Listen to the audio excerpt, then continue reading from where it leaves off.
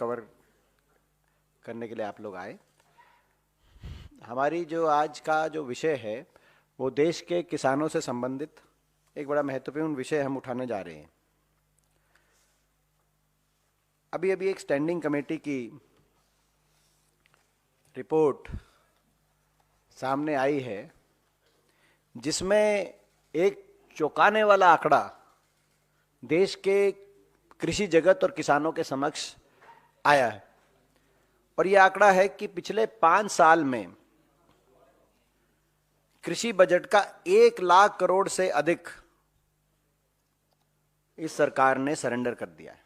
1 लाख करोड़ से अधिक बजट जो कागजों में तो दिखाया गया कि कृषि संबंधित बजट था अलग अलग योजनाओं में, लेकिन उसका वो खर्च नहीं हुआ और सरेंडर हो गया। आप अंदाजा लगा सकते हैं कि कितना बड़ा ये बजट है। इसकी तुलना कीजिए कि सरकार में, भाजपा की सरकार में 2014 से 22 तक देश के 1 लाख से ज्यादा किसानों ने आत्महत्या की। आज इंडेटेडनेस या कर्जे में इतना किसान डूबा हुआ है।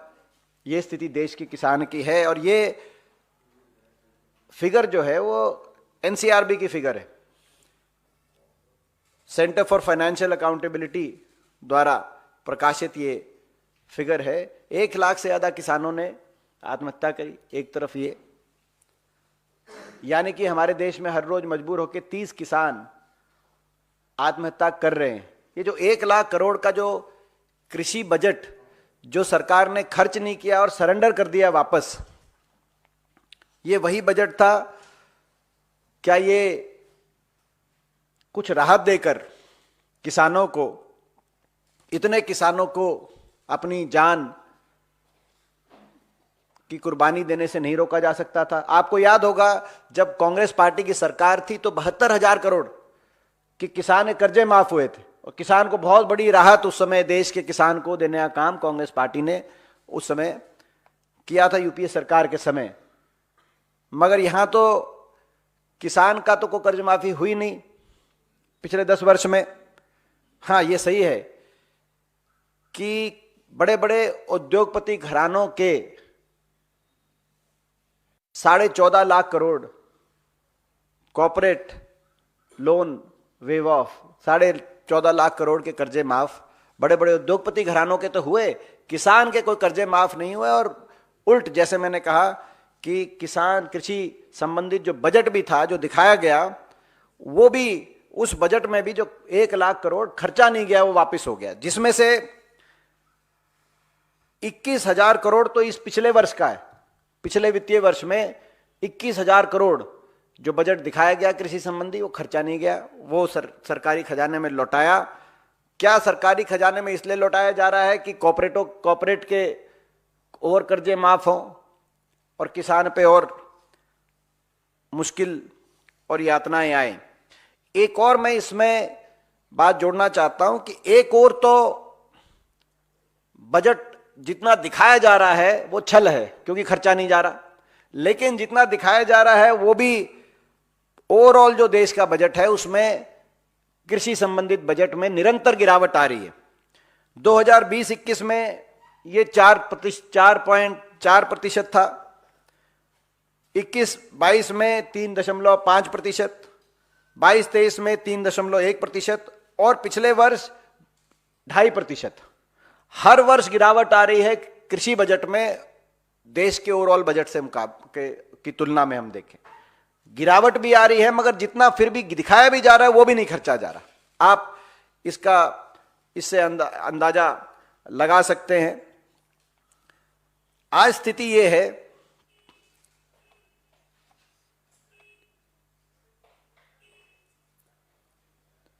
कि किसानों पे जो कर्ज है वो आखिरी आंकड़ा, अब सरकार ने आंकड़े देने बंद कर दिए हैं।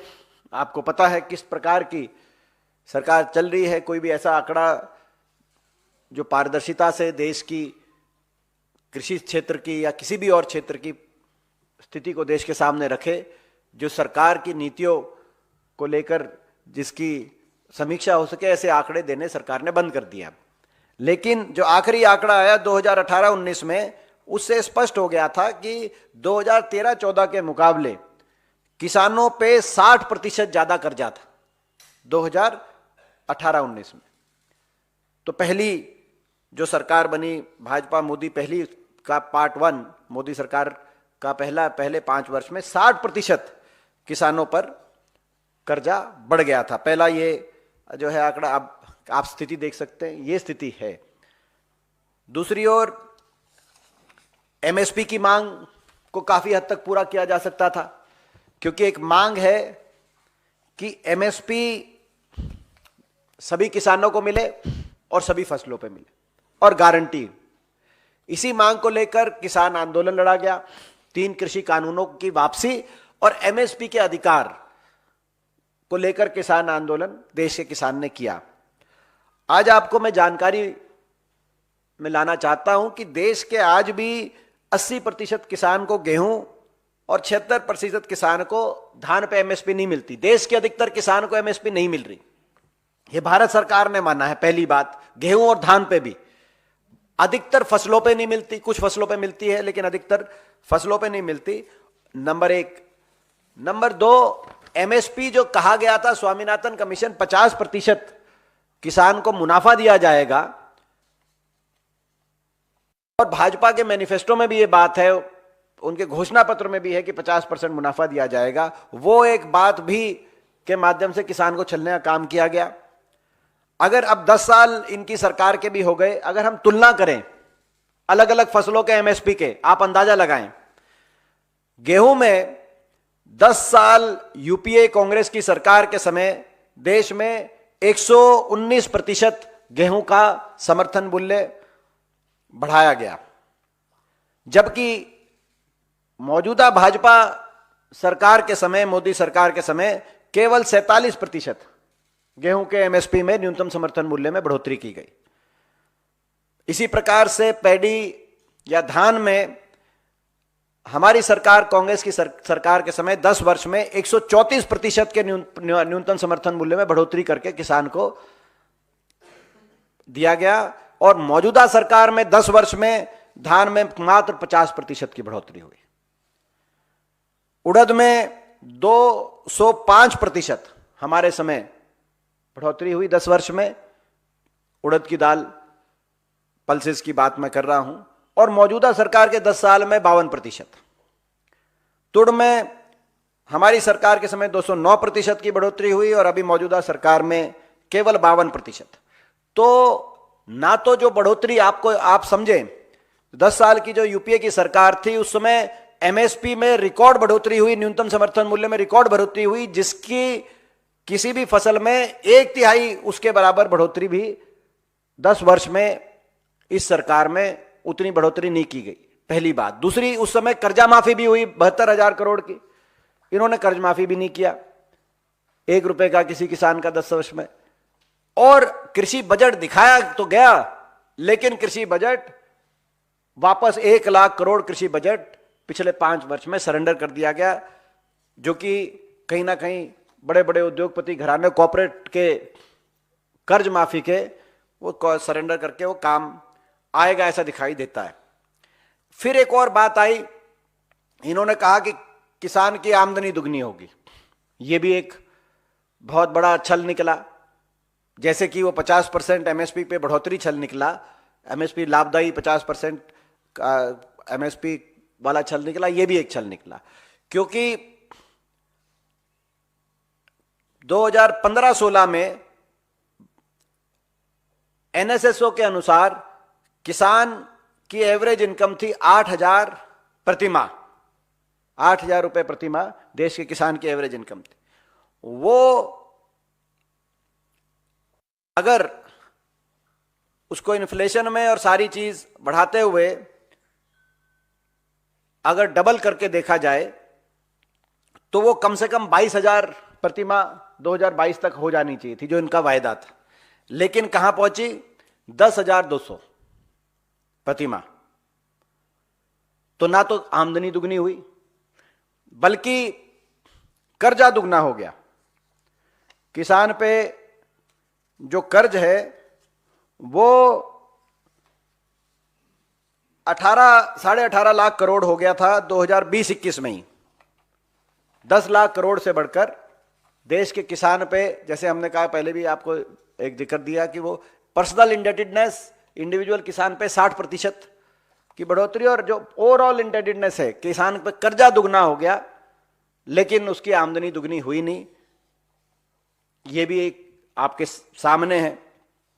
इसी प्रकार से एक किसान विरोधी जो इनकी नीतियां रही हैं, अब आप देखें एक्सपोर्ट बैन, जब दुनिया की मार्केट में गेहूं का, धान का, अन्य अन्य अलग अलग वैरायटीज का अच्छा भाव मिल सकता है।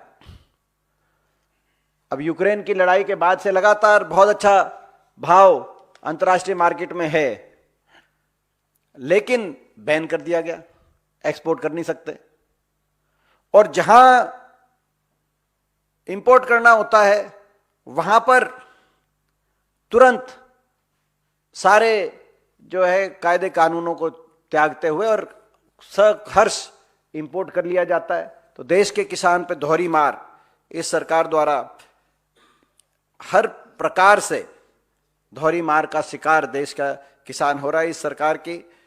और इन सब बातों को देखते हुए देश का किसान फिर चिंतित है।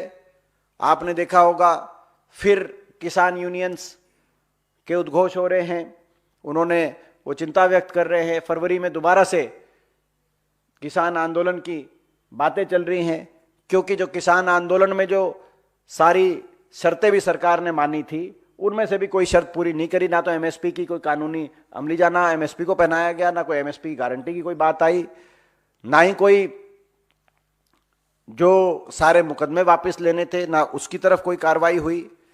तो जो भी सारी मांगे और जो भी बातें सरकार ने मानी थी, उन बातों को कंपनसेशन प्रोवाइड करना था फैमिलीज को। 750 किसानों की जान कुर्बान हो गई थी उस आंदोलन में सरकार के अहंकार के आगे। उनका कोई सरकार ने अभी तक कोई इस प्रकार से कोई उनको ना मदद की, ना ही जो अजय कुमार मिस्टेनी थे जिनके जो है क्षेत्र के अंदर उनके आरोपी पुत्र द्वारा कथित रूप से जो सारे वीडियो देश के सामने आए, 4 किसानों को रौंदा गया, ना वो उनके ऊपर कोई अजय कुमार मिस्टेनी से कोई जवाबदेही आज तक मानी गई। ये अहंकार का प्रतीक है, किसान विरोधी सरकार के चेहरे का प्रतीक है, किसान विरोधी नीतियों का प्रतीक है। तो यही बात आज हम आपके समक्ष करना चाहते थे। हमारा मुख्य मुद्दा, जो आज प्रमुख मुद्दा जिस विषय पे हम लोग यहाँ पे हमने आपको आज याद किया, वो यही है कि ये जो आंकड़ा सामने आया कल कि 1 लाख करोड़ का बजट जो सरकार ने सरेंडर कर दिया है, ये छोटा आंकड़ा नहीं है। और ये किसानों को जो जख्म सरकार ने दिए हैं, उनके जख्मों पर नमक छिड़कने वाला ये एक और आंकड़ा है। उनके जख्मों को दोबारा से हरे करने वाला ये एक और आंकड़ा। लगता है सरकार कुरेद कुरेद के किसान को जख्म भी देती है और फिर कुरेद कुरेद के किसान का टेस्ट लेती है कि भाई ये जख्म कितना गहरा हमने आपको दिया है। इससे दुर्भाग्यपूर्ण बात नहीं हो सकती। यही हमें कहना था।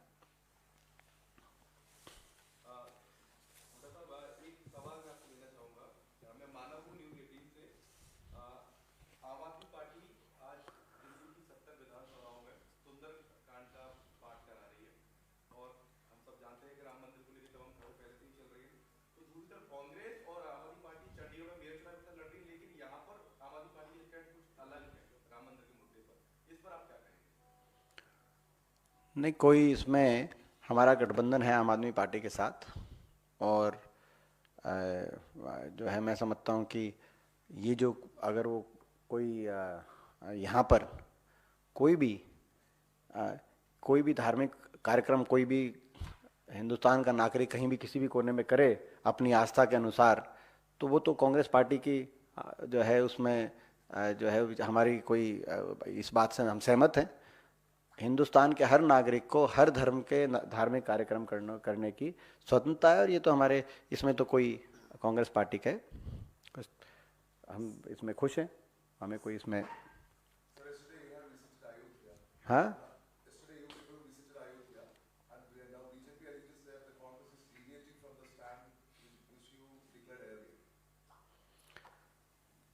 सी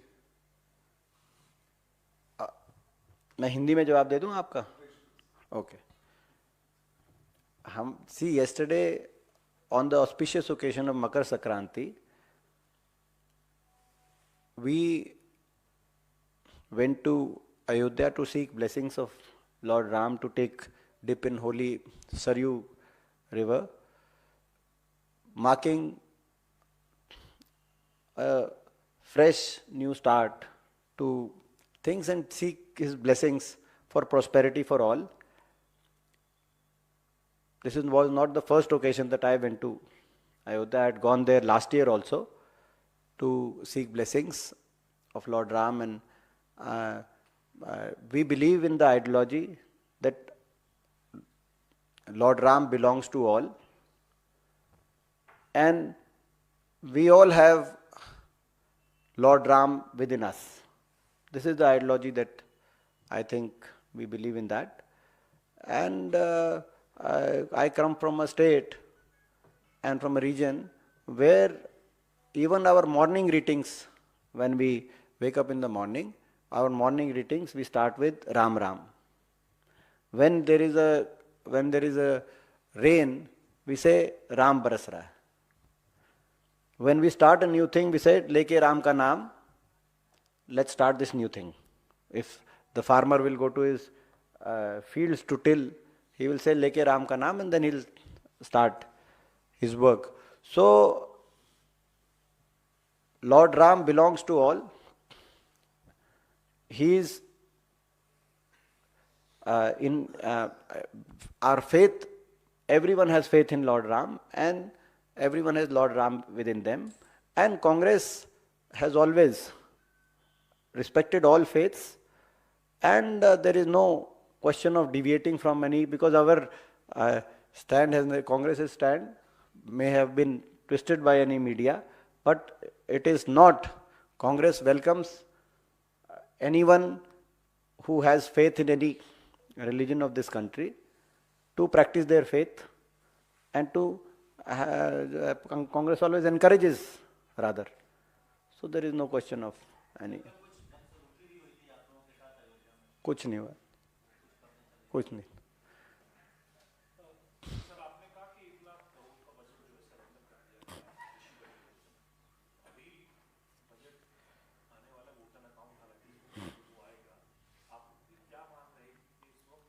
ये जो 1 लाख करोड़ सरेंडर किया गया है, सरकार से हम यही कहना चाहते हैं कि ये कृषि बजट है, इसको सरेंडर करके आप बाकी अपने जो है कुछ बड़े उद्योगपति दोस्तों की मदद कराना चाहें या जो है किसी और सेक्टर की मदद करना चाहें, ये उचित नहीं होगा. आप निरंतर कृषि बजट में वैसे ही आप कृषि बजट को कम करने का काम कर रहे हैं हर साल.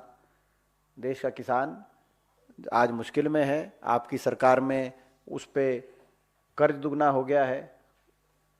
देश के किसान 1 लाख से ज़्यादा देश के किसानों ने पिछले 9-10 वर्षों के अंदर कर्ज में डूबे होने के कारण, अन्य कारणों से अपनी आत्महत्या को की मजबूर हुआ है. तो देश के किसान को राहत दे सरकार, ये हम डिमांड करना चाहते हैं. आपको याद होगा यूपीए सरकार में हमने 72,000 करोड़ की कर्ज माफ़ी कर दी थी एक कलम से. और एमएसपी में जितनी हमारे 10 साल में बढ़ोतरी हुई हर फसल में, इनके समय तो उसमें 1/3 भी नहीं हुई, जो मैंने अभी आंकड़ों से आपको दिखाया किसी भी फसल. तो इतनी किसान से बेरुखी अच्छी नहीं है. किसान देश का जो है किसान भी जो है, हम सब भगवान राम की संतान हैं. देश का किसान भी राम की संतान है. देश के किसान में भी राम बसता है. तो उसकी तरफ इतनी बेरुखी अच्छी नहीं सरकार की. उनके लिए इस बजट के अंदर कम से कम अपनी किए गए वायदों को, हम उससे ज़्यादा नहीं कहना चाहते, लेकिन कम से कम किए हुए वायदों को 50% मुनाफे के साथ एमएसपी स्वामीनाथन, एमएसपी की कानूनी गारंटी और आमदनी दुगनी, ये तो कहे हुए इनके वायदे हैं. कम से कम वो कहे हुए वादे सरकार पूरा करे.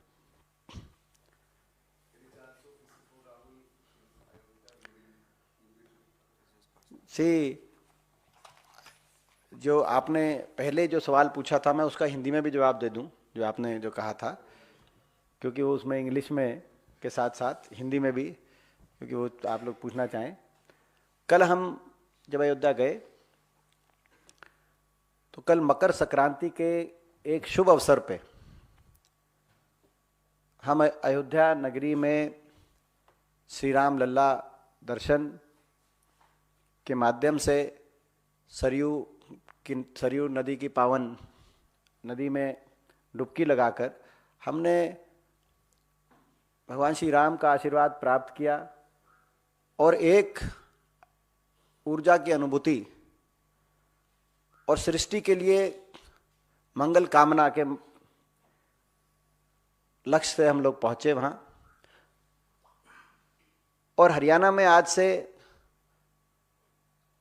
घर घर कांग्रेस कार्यक्रम का प्रारंभ हम करने जा रहे हैं। उस नई कार्यक्रम की नई शुरुआत के लिए मकर संक्रांति के दिन अयोध्या पहुंच के श्री राम लल्ला के दर्शन करके भगवान राम का आशीर्वाद प्राप्त करके और लेके राम का नाम हम आज वो कार्यक्रम शुरू करेंगे घर घर कांग्रेस हरियाणा के अंदर। मैं पहले भी पिछले वर्ष भी मैं अयोध्या गया था, रामलला के दर्शन उस समय भी किए थे। हमारा ये मानना है कि भगवान राम सभी के हैं और सब में भगवान राम है। हर व्यक्ति के भीतर भगवान राम है और भगवान राम सबके हैं। मैं जिस प्रदेश जिस क्षेत्र से आता हूँ वहाँ तो हम जब सुबह उठते हैं किसी को मिलते हैं तो हम राम राम करते हैं। वहाँ अगर किसान मजदूर अपने खेत में अपना हल लगाए तो जब शुरुआत करता है तो कहता है कि लेके राम का नाम और चलो। कोई नया काम शुरू करें तो कहते हैं कि लेके राम का नाम नया काम। और अगर इंद्र देवता मेहरबानी करे तो कहते हैं राम बरसेगा, राम बरस गया। तो ये निहित है हमारे सबके आस्था भगवान राम में और सब भगवान राम सबके हैं।